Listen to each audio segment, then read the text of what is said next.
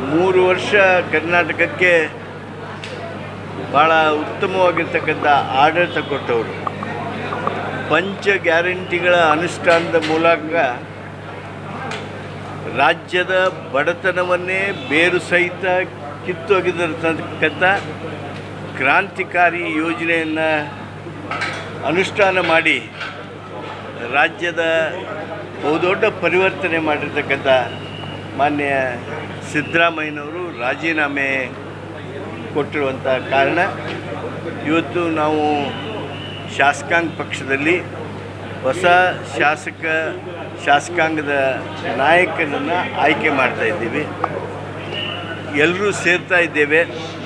ಇನ್ನು ಕೆಲವೇ ನಿಮಿಷಗಳಲ್ಲಿ ನಮ್ಮ ಎಲ್ಲ ನಾಯಕರು ಬರ್ತಾರೆ. ಬಂದ ತಕ್ಷಣ ಸಭೆಯನ್ನು ಪ್ರಾರಂಭ ಮಾಡ್ತೀವಿ.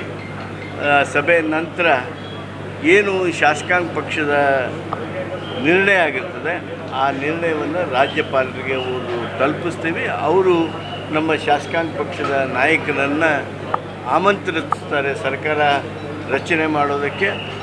ಆ ರಚನೆ ಕೆಲಸ ಮುಂದೆ ಪ್ರಕ್ರಿಯೆ ಪ್ರಾರಂಭ ಆಗ್ತದೆ. ಸಚಿವರನ್ನ ಕೈ ಬಿಡ್ತಾರೆ ಸಿದ್ದರಾಮಯ್ಯ ಸಂಪುಟದಲ್ಲಿ ಚರ್ಚೆ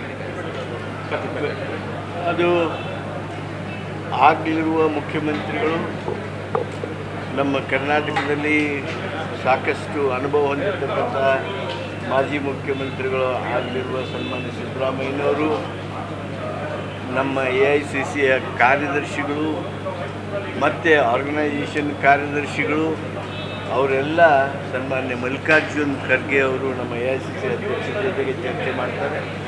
ಸೋನಿಯಾ ಗಾಂಧಿ ಅವ್ರ ಜೊತೆಗೆ, ರಾಹುಲ್ ಗಾಂಧಿ ಅವ್ರ ಜೊತೆಗೆ ಚರ್ಚೆ ಮಾಡ್ತಾರೆ. ಆ ವರಿಷ್ಠರು ಏನು ನಿರ್ಣಯ ಮಾಡ್ತಾರೆ ಆ ನಿರ್ಣಯದಂತೆ ನಮ್ಮ ಸಚಿವ ಸಂಪುಟ ರಚನೆ ಆಗ್ತದೆ.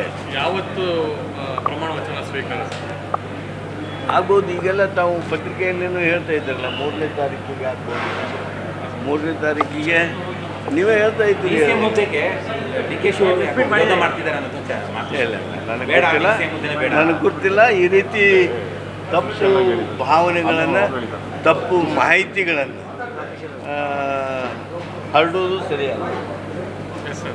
ಸಂಪೂರ್ಣ ನ್ಯೂಸ್, ಇದು ನೊಂದವರ ಧ್ವನಿ.